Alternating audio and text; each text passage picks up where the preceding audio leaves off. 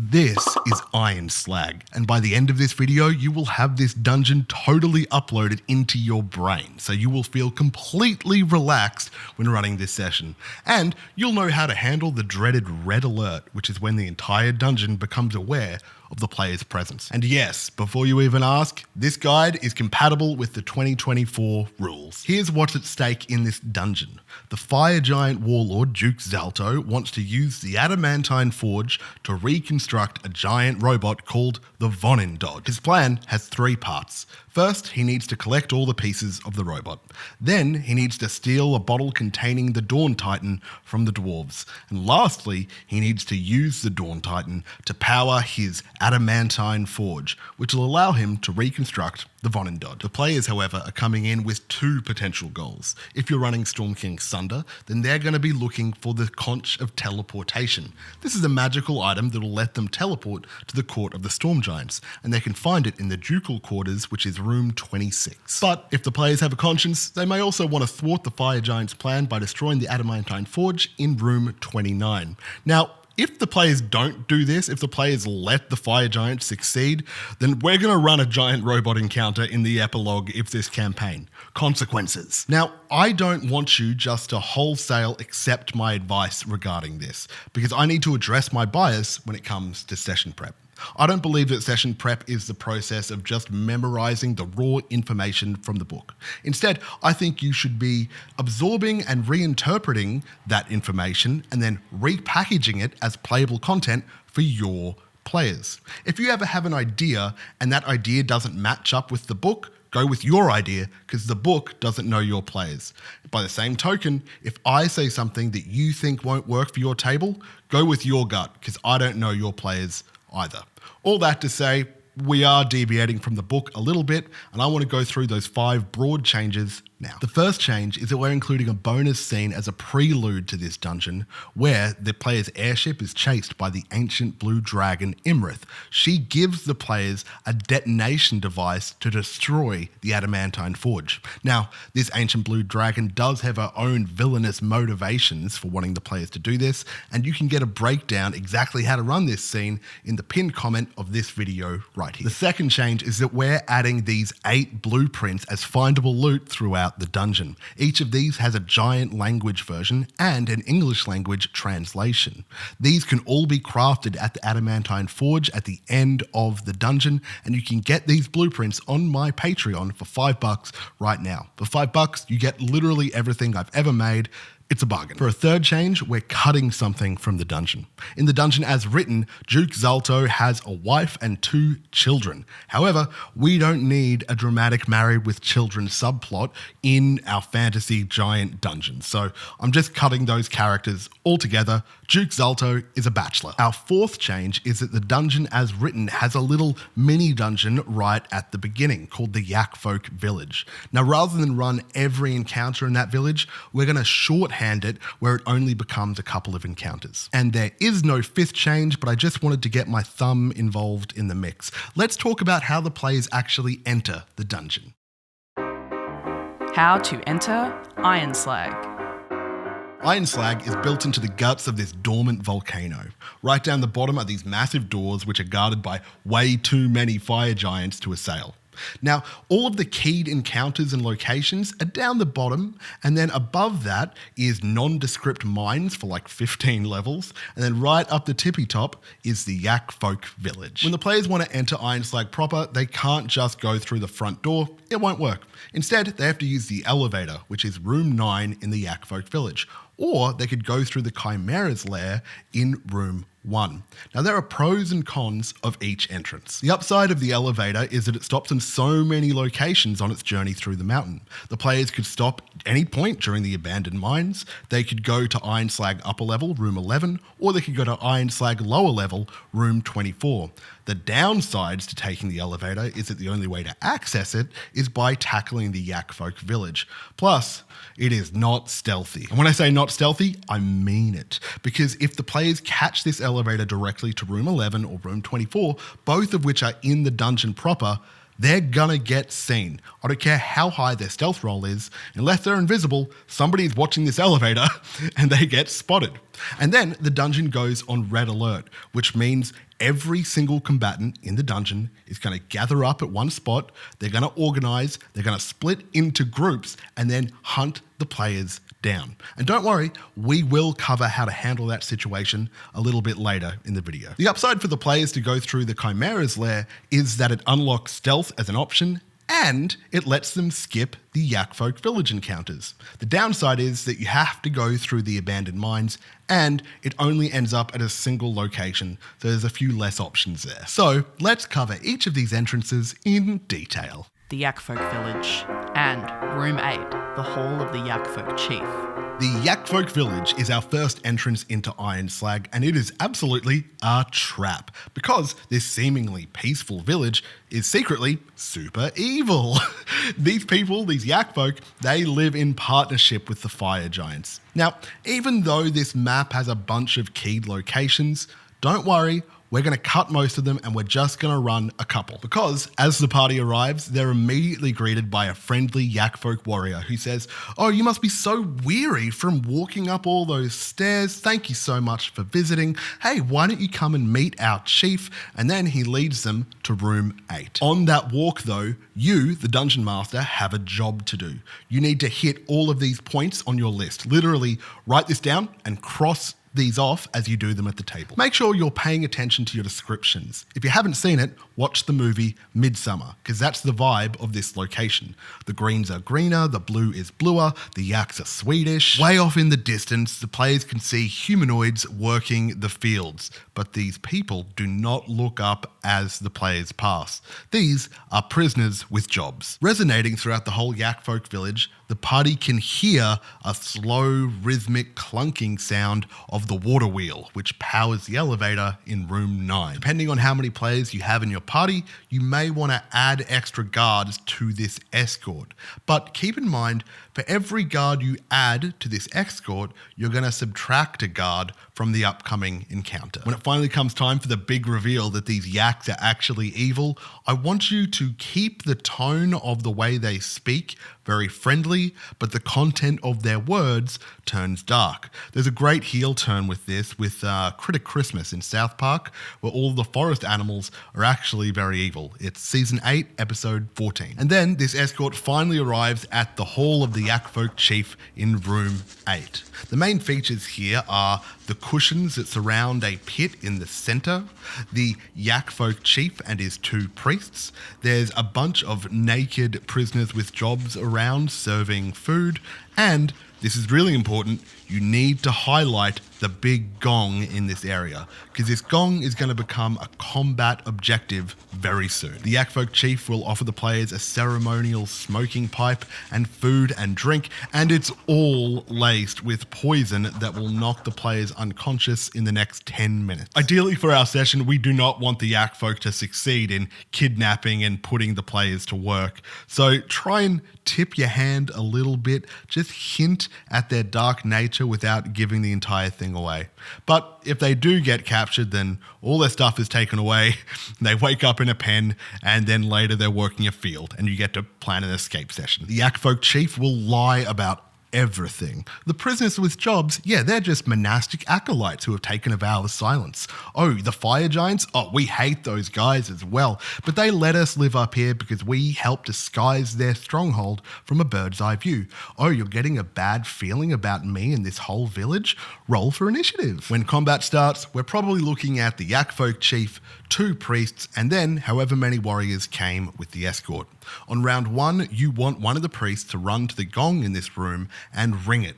This will start a timer. Roll a d4, that's your timer dice, and it will determine how many rounds it takes for 2 more Yakfolk to join the fray.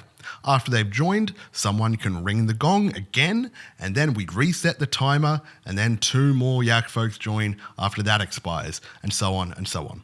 There are 12 total Yakfolk warriors in the whole village, but they will all flee once the priests and the chief are defeated. And you can signal that dependence the warriors have on their leadership by having the priests and the chief issuing commands to the warriors during combat. After combat, one of the prisoners introduces herself as Halani, the Moon Elf Princess. And for your information, we covered this character way back in Chapter 3. You can find that video here. Halani gives us the following exposition. The Yakfolk have the ability to skinwalk, which is not shapeshifting. They instead physically possess the body of humanoids. Halani herself saw the Yakfolk possess a group of dwarves with the goal of infiltrating their kingdom and stealing some kind of source of primordial fire. Somewhere in this Yakfolk village is an elevator which leads directly into the fire giant dungeon, and it is powered by a water wheel. Historically, if the elevator ever malfunctions and stops moving,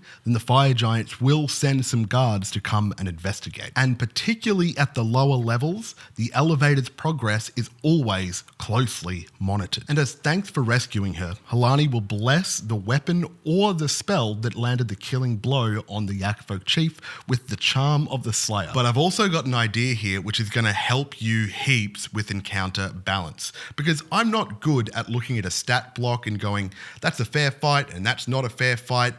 I don't know. Sometimes I'm surprised at the table. So I found a website called Battle Sim by Critical Eye. And this website lets you pit a party of adventurers up against a party of monsters. And it works everything out just by rolling average damage and average dice, and they all face tank each other. So you can see the numbers of who's more likely to win. Then I wrote some code personally to animate it.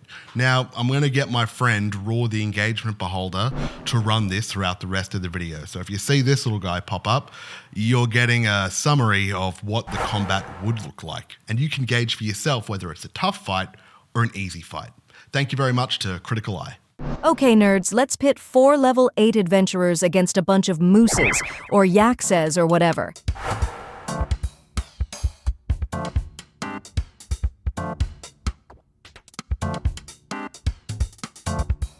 This is a close one. Room 1, Chimera's Lair. The book suggests flipping a coin to determine whether the Chimera is in its lair or it's out patrolling. Now, I love that bit of theatre. Flipping coins is fun, but I think I prefer the Chimera just being guaranteed to be home, because Chimeras are cool and I want to fight one. But here's some more dungeon mastering juice for you. Whenever we run up against a monster which is in the monster manual or Volo's Guide to Monsters, I want to outsource my strategy talk to Keith Aman, who wrote The Monsters Know What They're Doing. Here's a passage about chimeras in combat. The Chimera's multi-attack allows it to combine its fire breath with 2 melee attacks. The feature allows the Chimera to substitute fire breath for either its bite attack or its horns attack. The Chimera uses its fire breath every time it recharges, as soon as it recharges, and repositions itself if necessary to catch the greatest possible number of targets within that 15-foot cone. Thanks, book, but let's see how the Chimera goes in the battle sim too. Too easy. Room 15, Mustering Hall. And how to handle a red alert. But before we continue with this room-by-room breakdown, you and I need to discuss how to handle a red alert. That's what Room 15, the Mustering Hall, is for. If for any reason you decide the players have triggered a red alert, I want you to set a 15-minute gathering timer.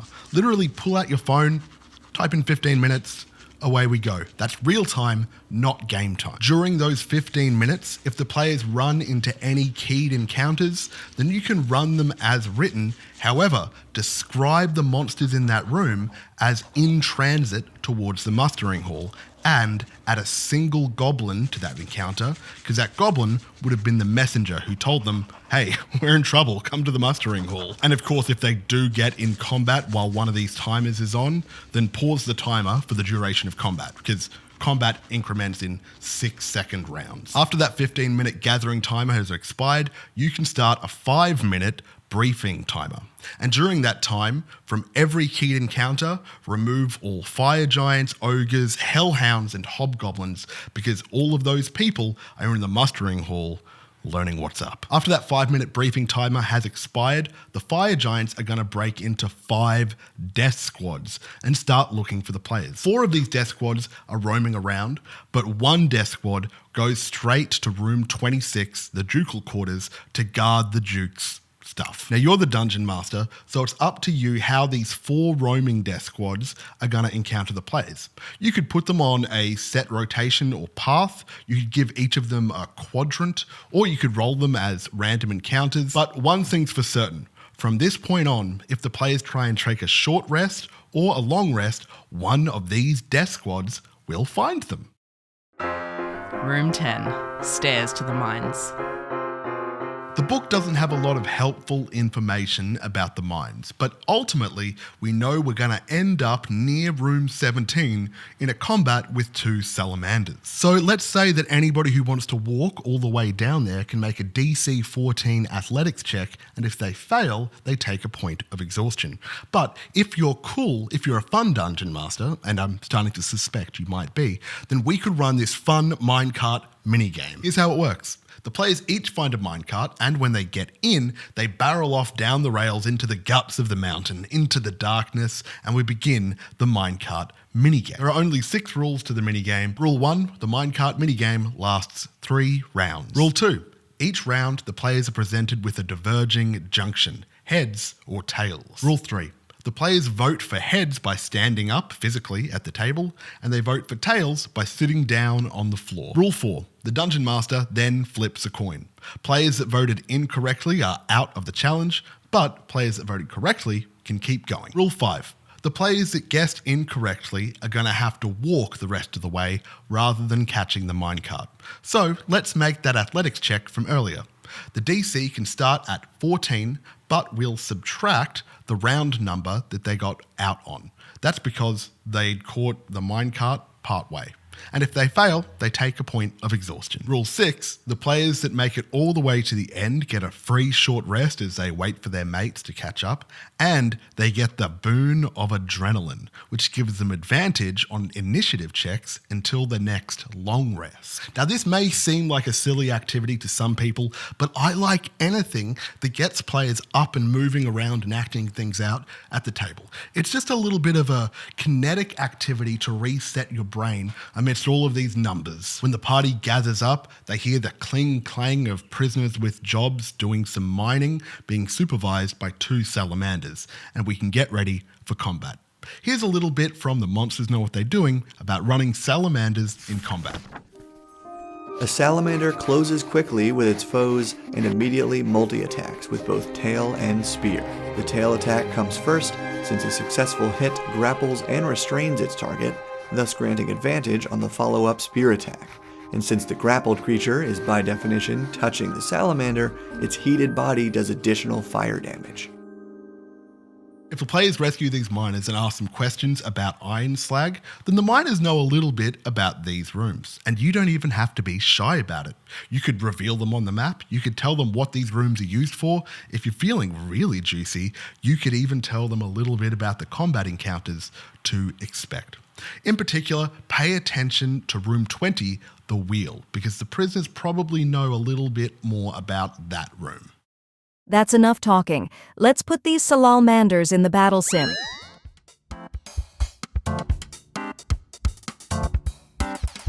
This seems like a fair warm-up battle. Room 11 and Room 24 elevators. Room 11 and 24 are where the elevator stops in the upper and lower levels of Ironslag. If the players go through or stop at either of these levels, that's just way too conspicuous because this elevator is being monitored on its journey.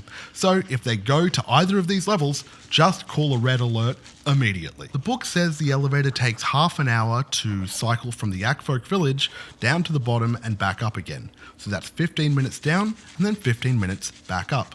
I like to imagine it spends about a minute in each location. If you want to determine where the elevator is at any time, just look at a clock and then judge it by the minute hand. You can use this table I made to work it out. Hey, Gen Z, are you freaking out? What time does it say, Gen Z? Do you know? Can you read this? Room 12, dressing mill. Room 12 is the dressing mill, where they sort through mine carts of ore and remove any impurities. In this room are 8 orcs and 1 pot-bellied fire giant. Here are some things to keep in mind for room 12. This room, like a lot of spaces in this dungeon, has a suspended conveyor belt of buckets moving through the space. So let's say this space counts as difficult terrain if you want to move through it, because it is suspended a few feet off the ground. But it's not difficult terrain for small creatures. And you can apply this same combat rule to any room that has the bucket chain. All of these orcs in here sorting through the ore are actually prisoners with jobs. So let's say they're tethered, they're chained together at the ankle, and they must stay within 10 feet of their partner. If their partner dies, then their movement becomes halved. If the fire giant supervisor dies in combat, then the orcs could be persuaded to flee. But you need to signal this to the players, perhaps by having the orcs falter for a moment and look uncertain when the fire giant dies. Here's what the Monsters Know What They're Doing has to say about running orcs in combat.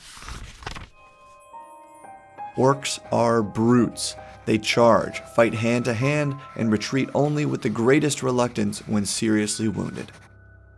But let's also have one pair move towards the back line so they can threaten the casters, but also, if things go south, they can make a break for the elevator to try and trigger a red alert. And here's some advice about running fire giants in combat from the Monsters Know What They're Doing. Fire giants are savvy in their target selection. If there's a glass cannon, high damage output, low durability among their opponents, fire giants zero in on them. When we're talking about role-playing, fire giants are all about military stuff. So every single fire giant in this whole dungeon should have a military rank. You can roll on this table right here to determine what rank any fire giant is in the moment. However, this only goes up to sergeant because I think anything higher than that would probably warrant a different stat block than just the standard one. But I can only fit 7 orcs with a giant in the battle sim? Oh well.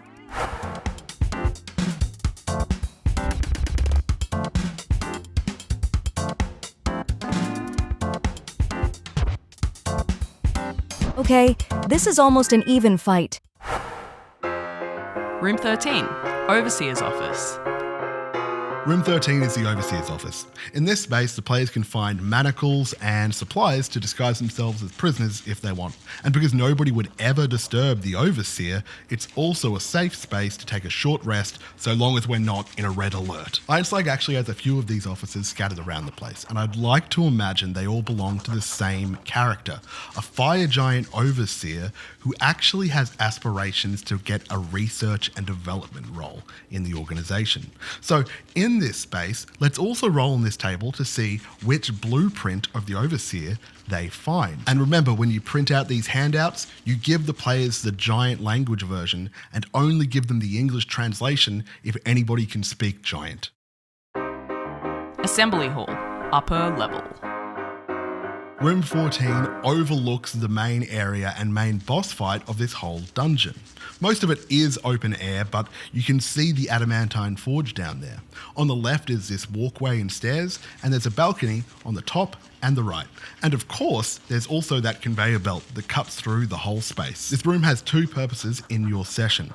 First purpose is that it overlooks Duke Zalto, the villain, so the players could overhear his dastardly plans. This is your opportunity to give a little bit of intel that the players aren't 100% certain about yet. And 2, because this is above the area where the giants plan to assemble their giant robot, we can also see this huge gauntlet and a bunch of robot bits suspended up here. This stuff could be rigged to fall on the encounter below if the players want. Room 16, Giant's Quarters. Room 16 is where all the giants sleep. So of course, this is a safe location to take a short rest so long as we're not in a red alert. But other than that, this room is just kind of useful for loot. But all the loot listed here is coinage-based loot. And I don't find that very interesting, especially for something to find in a soldier's footlocker. So I would suggest you put a single magical item in here somewhere. Dealer's choice. Room 17, Ore Depository. Room 17 is where ore is taken from the mine and placed into that conveyor belt that circulates the dungeon. In this room are 4 dwarven prisoners and a single salamander supervisor, who's probably pretty overwhelmed right now. I can imagine it's his first day. So if combat kicks off, the first thing he does is run to room 18 to try and get help. If he succeeds in that, then the next round, 4 or 5 ogres will join the battle. The room only officially has 1 salamander though, so let's just simulate that. I feel like this guy is doomed with his ogre backups. Room 18. Foundry, upper level.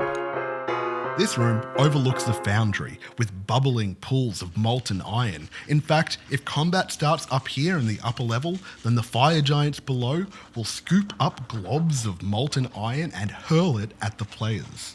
On one wall is a walkway, and on the other wall is a balcony. On the walkway are 4 ogres. Now, the book suggests that accompanying these 4 ogres should be Duke Zalto's son, but like I said, we're cutting the Married with Children plotline, so that son does not exist. Here's a tip for running ogres from The Monsters Know What They're Doing. Despite being categorized as giants, ogres are essentially predatory beasts in vaguely humanoid shape. If they have the chance to choose a target, all other things being approximately equal that is, they'll try to pick off the smallest and weakest first, or one who's isolated from their companions, otherwise they're indiscriminate. With that advice, surely my ogres will win in the sim. I'll even give us 4.5 ogres rather than 4.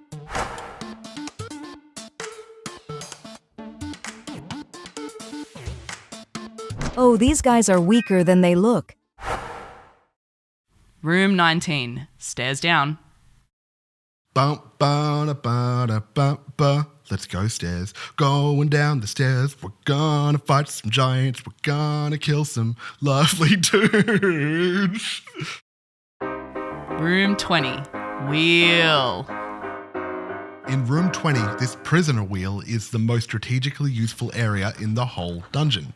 In here are a bunch of prisoners spinning a wheel, supervised by some ogres. However, if for any reason this wheel stops spinning, then every single giant in the entire dungeon comes and investigates this area. And that is strategically different to a red alert described earlier.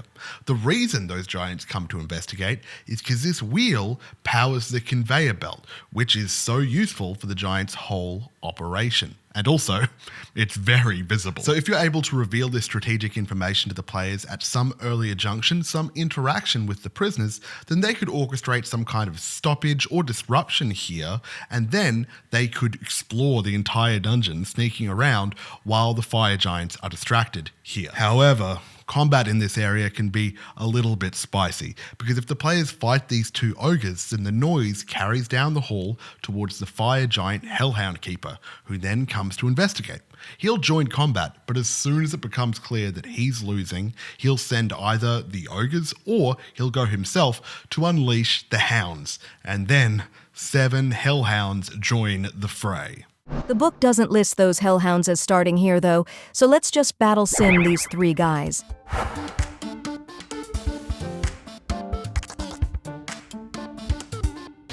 This seems like an even contest without the hounds. Room 21. Overseer's office. Room 21 is another overseer's office, so roll on the blueprint table to determine which blueprint the players find. There's 2 interesting things in this overseer's office. The first is that the book suggests the overseer should actually be here, but I'm suggesting he not be present. I don't actually want the players to meet this overseer character, because when we're giving him this backstory, he's kind of taking on a bit of a sympathetic air, and in this campaign, we already have a role for a sympathetic giant. That's Harshnag, the giant they met in Chapter 4, so I don't really want to fill those boots. And also there's meant to be like a key on that giant, on the overseer, that unlocks a specific trunk in the giant's quarters. But let's just hang that key on the wall rather than have the overseer have it. The second interesting thing about this office is that it's specifically designed for taking care of the prisoners and the hellhounds. So I think it would be fun if the players found a whistle used in hellhound training that would give them advantage on animal handling checks with the Hellhounds later on. Room 22, Hellhound Pen. In room 22, the Hellhound Pen, the players find 7 Bernie boys in cages. There's 4 in one, 3 in the other.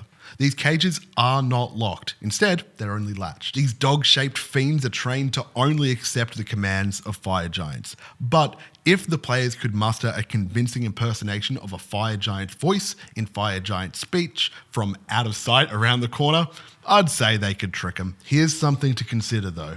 When you imagine a hellhound, what do you see in your mind's eye? Are you visualizing a fiery wolf or a smouldering Doberman? But you can imagine any dog breed, right?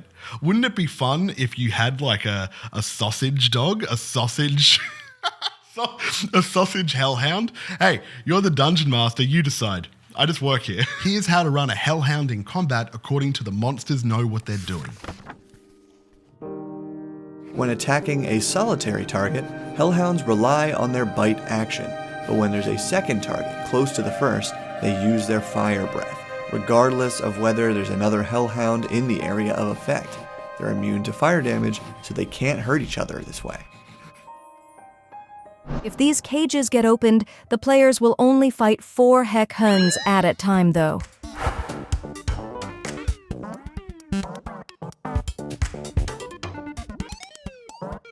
Looks like all 7 might be a bit much. Room 23, Prisoner Pens. In room 23, the prisoner pens, the players see a bunch of dwarves, some humans, and some orcs all locked up. But these orcs, for some reason, are permitted to wear armor and carry weapons, but all the other prisoners are manacled. What's up with that? Well, that's because these orcs are quite literally prisoners with jobs. Do you remember when the players encountered in room 12 a bunch of orcs manacled together sorting through ore? Well, this is the opposite shift to those guys. And these orcs are so mentally captured that if the players free them, they'll attack their freers. What's the opposite of captors? Liberators. The orcs will attack their liberators. As for the rest of the prisoners in here, it's up to you to decide who they are and why they're here. But if the players do get captured, keep in mind, this is where they end up. The people guarding this jail are 6 hobgoblins. Here's what the monsters know what they're doing says about running them in combat. Hobgoblins are very different from goblins. They're natural soldiers, tough and disciplined, where goblins are squishy, lazy, and craven. They have no physical weakness, they are intelligent enough to make and use swords and bows and to conduct reconnaissance, and their martial advantage trait gives them bonus damage for fighting in close formation. I get the feeling hobgoblins may be outmatched by level 8 adventurers in the battle sim.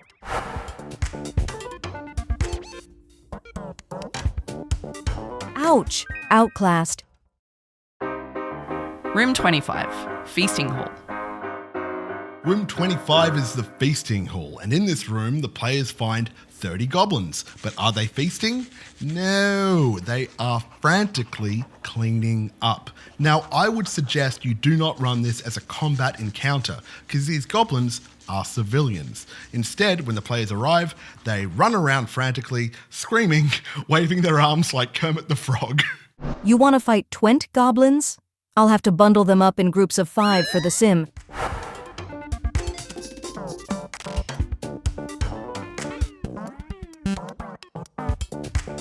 Look how many goblins I need to mimic a fraction of the party's power. Room 26, Ducal Quarters. Room 26, the Ducal Quarters, is where the players will find their first goal of this dungeon, the Conch of Teleportation. Now, the Duke sleeps in this top room, and there's meant to be rooms down below where his family sleeps, but remember, I am not including those characters. In my world, Duke Salto is a bachelor. Here's the key features of the Duke's room.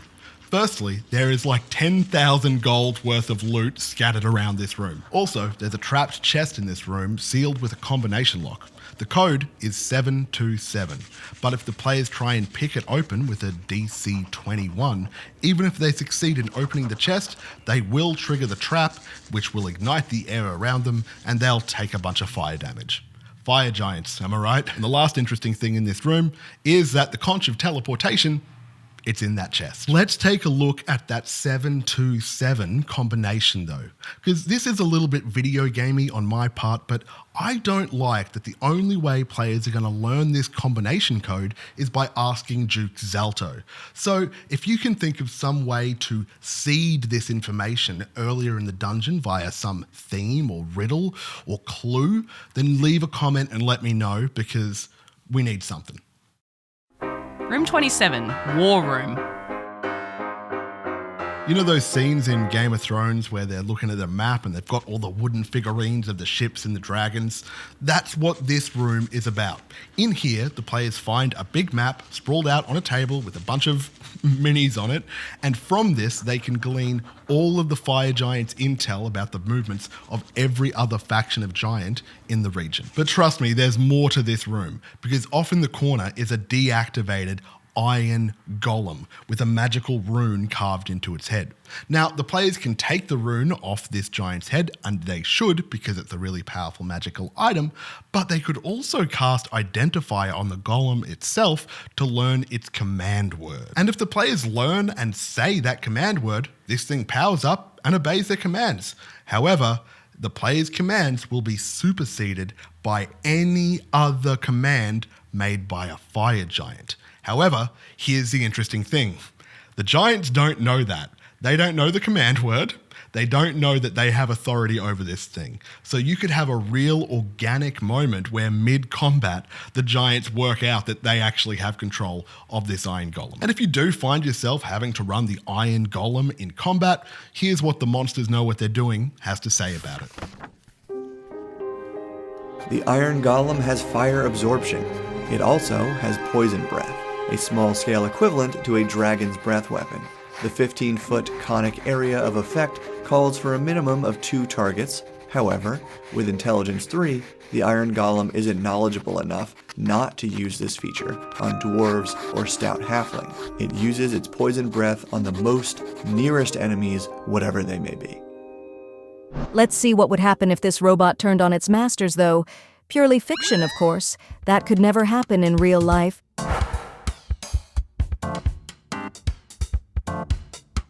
The players win, this time. Room 28, Assembly Hall, lower level. Here it is. Room 28 is our boss battle with Duke Zalto and his 2 hellhounds. First off, there's a few interesting things in this room. For one, you've got bits of the giant robot, the Vonindod, suspended in the air above by cranes. Now, some of these bits could be rigged to fall on the combatants below from room 14 in the upper level. But there's also the head of the robot in there. And that robot has a big gem eye. That gem is worth 25,000 gold pieces. There's also these huge magical doors that lead outside. However, the only way these doors can open is if a fire giant says the magical words. But then you've got to consider this combat with Duke Zalto. So this is your boss battle. You've got to put some real thought into it. One thing to consider is what to do with Duke Zalto's maul, because the head of this giant hammer is actually a cage with a humanoid in it. Who's in that cage? That's for you to decide.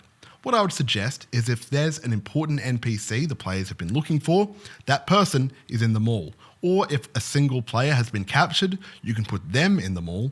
Or if you have a new player you want to introduce to the party, this could be their introduction. Hey, remember that time we saved you from being in that weapon? Looks like Zalto is very similar to a regular fire giant. Will this be a tough enough boss battle?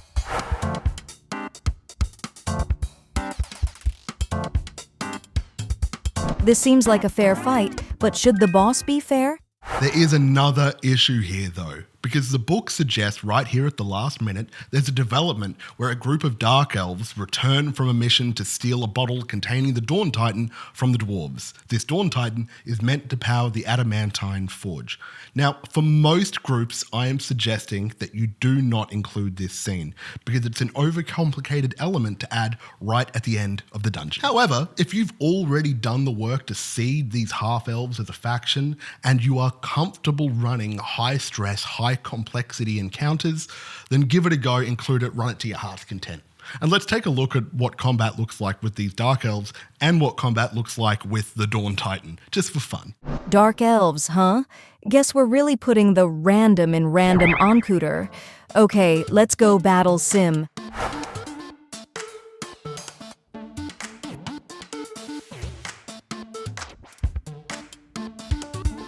Gotcha this time.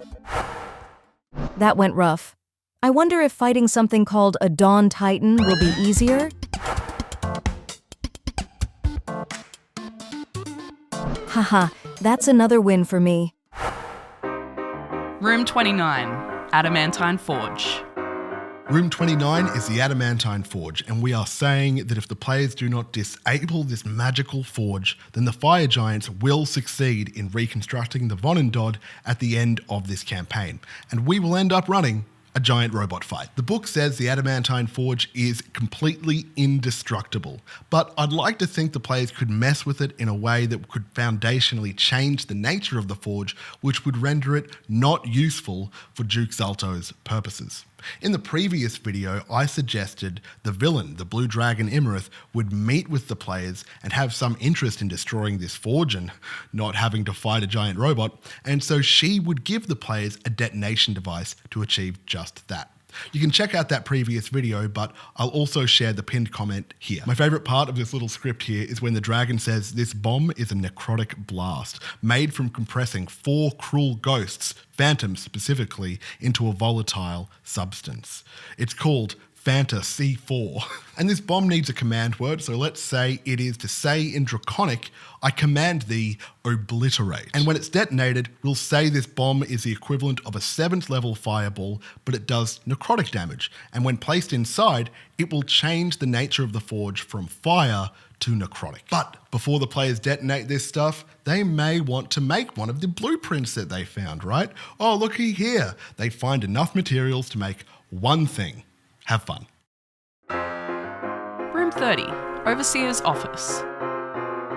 Room 30 is the last Overseer's office we're going to encounter in this dungeon, and it has one of my favourite gimmicks. Look here, there's a giant dagger dug into this table, but to a regular person, it's a great sword. It's like the big Goron sword from Legend of Zelda. But I'd say that normally when a dagger is in a table, it's usually holding a note or something, right? That's the meme. So let's say that the Overseer has gotten fed up with not being trusted to join the R&D team and has resigned, and we will pin his giant resignation letter to the table. Also remember, they'll find another blueprint here. You can roll on the table. Room 31, Kitchen. In room 31, the kitchen, we have a fun little scene with 2 ogre chefs, 20 goblin kitchen hands, a bunch of little smoke dudes, all supervised by a single fire giant. But the book wants this fire giant to be Duke Zalto's wife. And remember, we're not doing that, cutting that character, it's just a regular fire giant person. Here's a question though. What do you think fire giants eat? I'd like to think they only eat burnt and charred food. So the 2 ogre chefs are both arguing over like this pig that is entirely charcoal about how it's undercooked. If you do run combat here, I would again suggest you make these 20 goblins be civilians and they run and hide. Because not only is 20 goblins a lot to track, it's also actually a pretty tough combat encounter for level 8 players. After combat, the players will find 2 500-pound barrels of grease, and each of these could be rigged up Home Alone style to either explode as a fireball spell, or could be tipped over to create a 20-foot grease spell. The book says there's 28 combatants in this room, including the goblins and smoke guys, so I'll bundle them up again.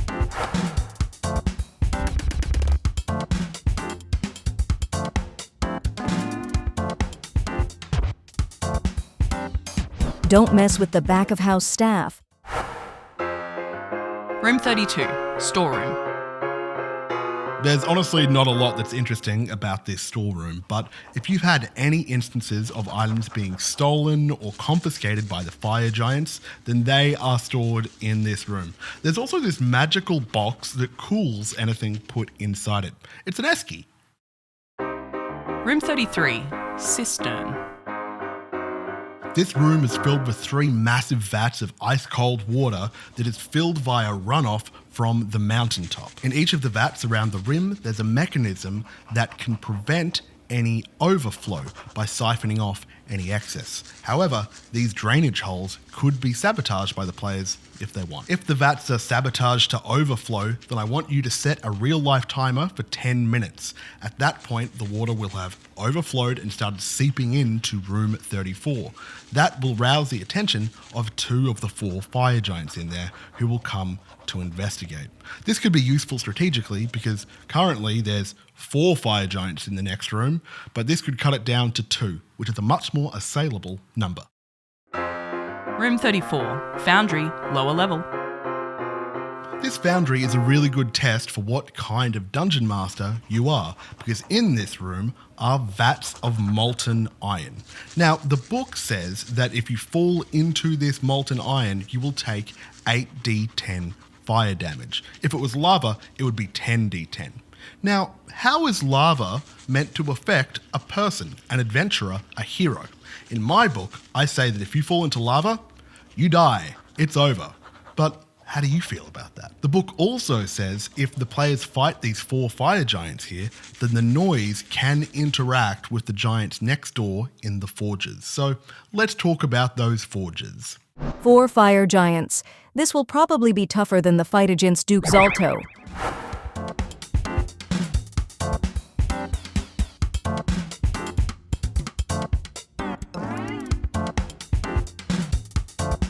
Ooh, 2 bad players. Room 35, Forges. The previous room in the Foundry is what generates the heat and the energy, but these forges here are where the giants actually fabricate their weapons. There are 3 forges and 1 fire giant in each forge. Now, if we decide that the fight in the next room against the 4 fire giants is loud enough to rouse these 3 fire giants in these forges and they combine forces, that's a combat against 7 fire giants.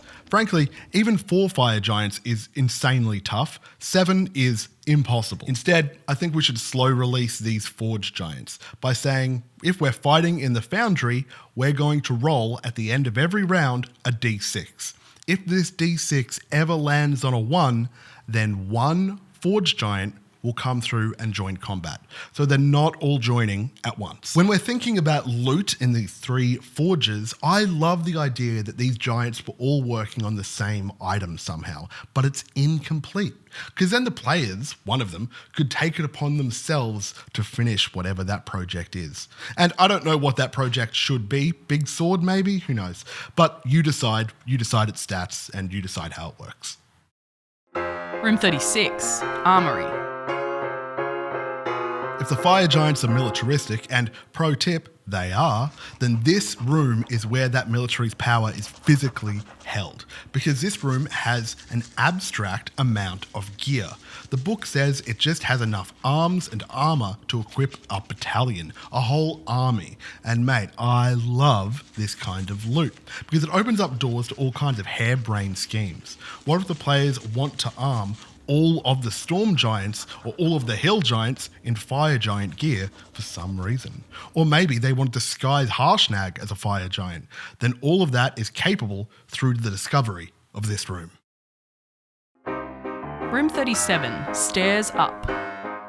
Why can't we be stairs? Why can't we be stairs? Why can't we be stairs? Why can't we be stairs? Don't forget to check out these blueprints on Patreon. You get every single thing I've ever made for about $5. It's a bargain. And check out this video right here, which is about running that airship chase scene with the Blue Dragon, which is a prequel to this adventure.